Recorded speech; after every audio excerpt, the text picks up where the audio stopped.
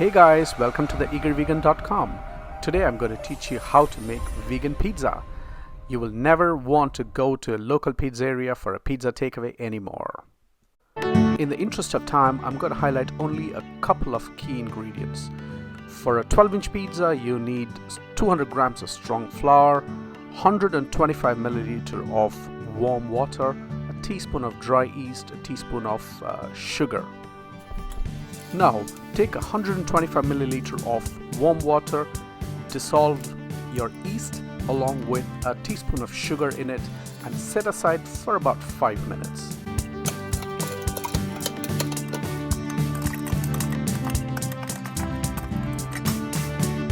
Now you take 200 grams of flour, add the required quantity of salt as per your taste, and then add the warm water that you dissolved with yeast and sugar in it and start folding it from the sides.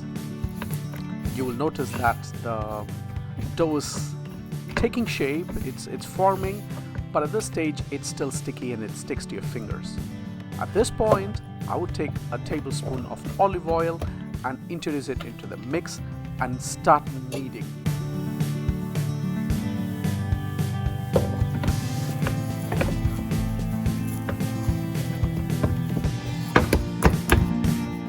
Now you will see that the dough doesn't stick to your hands anymore. It's soft, it's pliable, and that's the consistency that we want. Now you want to set aside this dough, cover it with a cling film, set aside for about a couple of hours so that the dough raises. Now you will see the dough has risen and it's really soft. It's got air pockets in it. If you touch it, you will notice how soft it is. Now I will preheat the oven for 250 degrees centigrade. Now you want to place that super soft dough on your countertop. Sprinkle a little bit of flour, dust it with flour, and then you want to start making a round shape with your fingers. You really don't need a rolling pin for this. You could just allow the gravity to do its job. All you have to do is just lift the dough, start rotating left to right or right to left according to your preference, and you will see it starts taking a round shape, a pizza shape if I may say that. Now you see it's almost round pizza shape. What I want to do now is to transfer it into a 12-inch pizza pan and start making it into a slightly bigger round.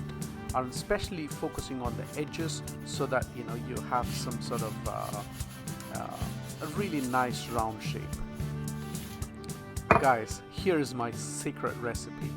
Instead of just using passata, what I would also use is a tablespoon or two of sun-dried red tomato pesto. If you mix sun-dried red tomato pesto with passata, the flavor increases and the yumminess is like out of the world. Now it's time for the vegetables. Take whatever vegetables toppings you want, mix it with a tablespoon of olive oil so that it nicely coats and it cooks nicely when you cook it in the oven. Now a crackle of salt. Now take the pesto and start spreading it on the pizza base. I would spread it evenly, not too thin or not too thick. Now it's time to arrange the vegetables.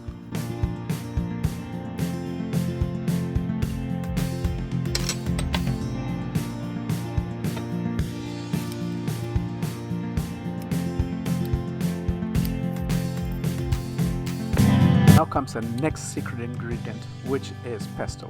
Not just any pesto, but basil pesto. All you want to do is to just dot it around the pizza and the smell is heavenly when it's cooked.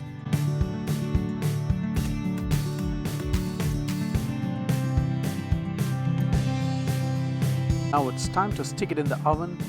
As I said, 250 degrees centigrade for 12 minutes.